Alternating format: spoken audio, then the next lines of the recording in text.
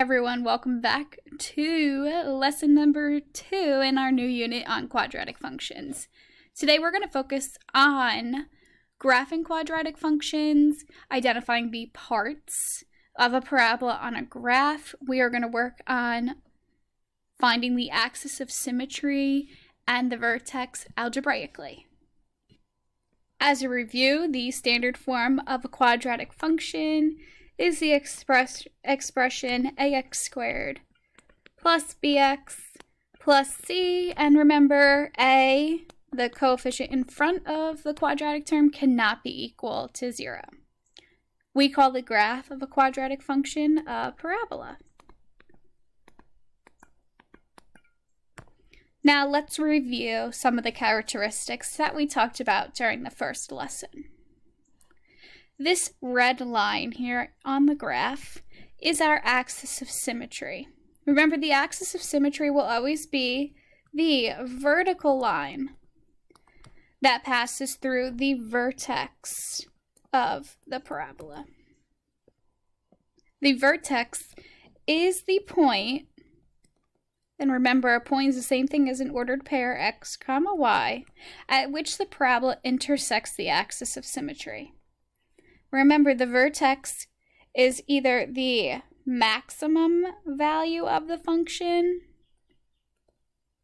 or the minimum value of the function. Now let's talk about some new vocabulary. A 0 is an x-intercept on the graph of a parabola. A parabola could either have 2 zeros, it could have 1 0, or it could not have any zeros. It depends on how many times the graph intersects the x-axis. Throughout this unit, we will use many different synonyms for the word 0. So like we said, a 0 could be an x-intercept.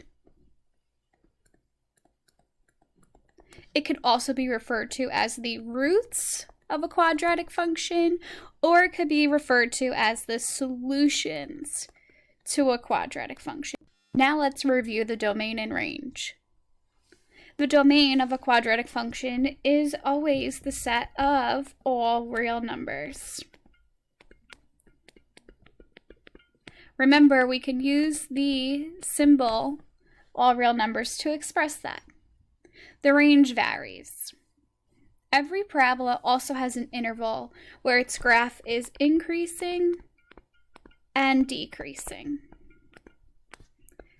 This has to do with the direction in which the parabola is facing. Remember, in standard form, ax squared plus bx plus c, if the coefficient in front of the quadratic term is positive, then our parabola is facing upwards.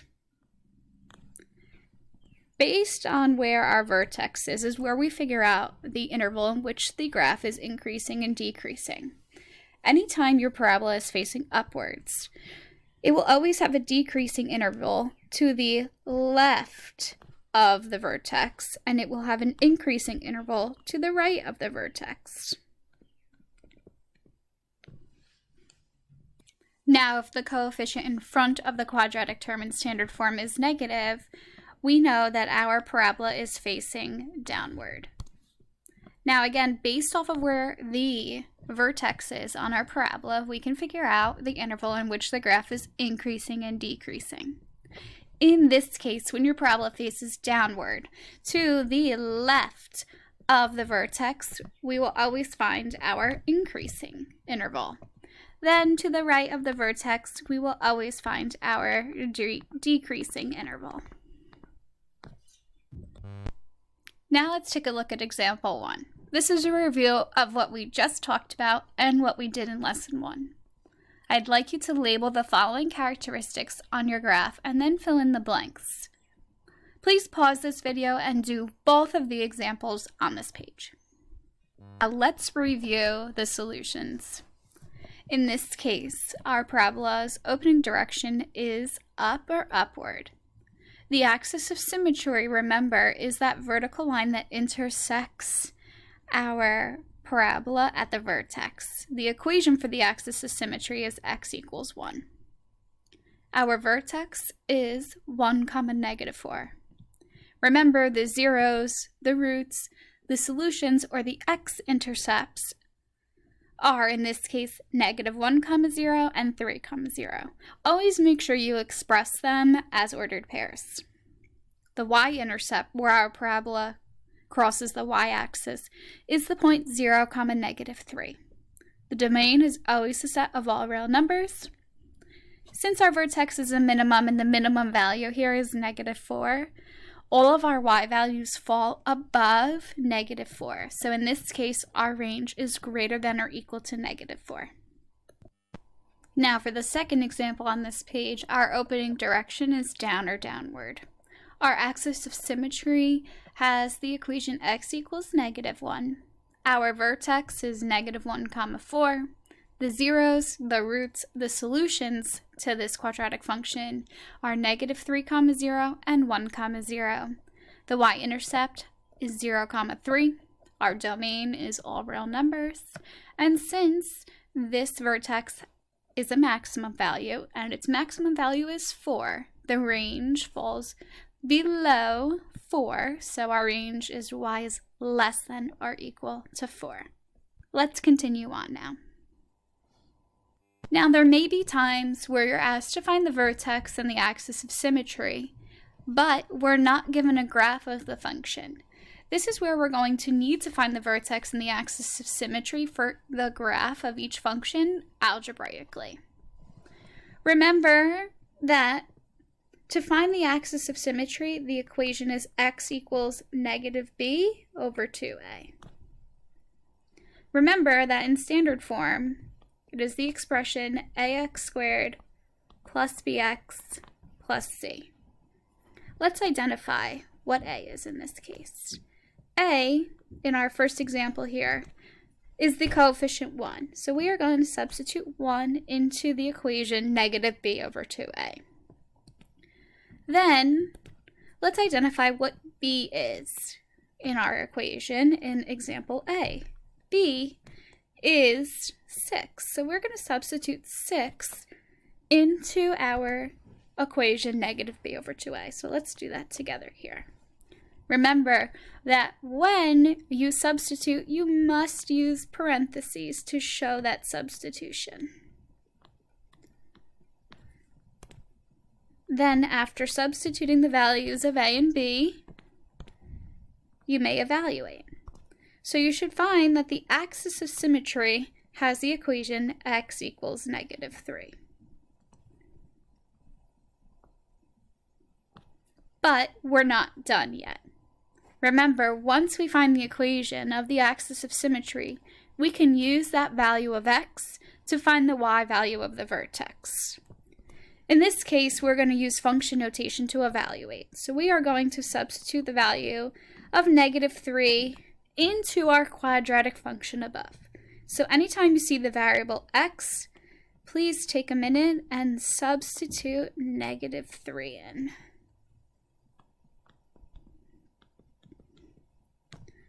Now we're going to continue to use PEMDAS and evaluate.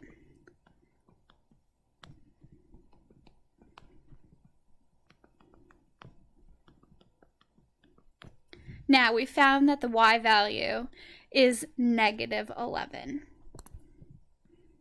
So when we put everything together here, our vertex is the point -3, 11, and our axis of symmetry is the equation x equals -3. Following what we just did in example A, please try example B on your own. Pause the video now. After completing example B, you should have found that the vertex is 4, -16, and the axis of symmetry is the equation x equals 4. Another useful form of a quadratic function is the vertex form, which is y equals a times the binomial x minus h squared plus k. In this case, your vertex is the point h, k, and the axis of symmetry is x equals h. Again, if the graph opens upwards, a, the coefficient a, has to be positive. And if it opens downward, the coefficient of a must be negative. Now let's find the vertex and the axis of symmetry in vertex form. Try example C together. In vertex form, the point H, comma K is our vertex. Then the axis of symmetry has the equation x equals h. So let's identify what h is in vertex form here. In this case, h is -4. Let's identify what k is. In vertex form in example C, k is -2. Now, when we want to identify the vertex, we must take the opposite of what h is. In this case, the opposite of -4 is +4, and we keep k the same. So in example C, the vertex is the point 4, -2. Now, when we want to find the axis of symmetry from vertex form, it is the equation x equals h. Just like we did for the vertex, we are going to take the opposite of what h is in vertex form. So in this case, for example C, the axis of symmetry is the equation x equals 4. Please pause this video and give example D a try on your own. Example D, the vertex is the point -3, 1, and the axis of symmetry has an equation x equals -3. That's all for today's notes. Please go back to my teacher website and continue on with the practice and exit ticket. Bye for now.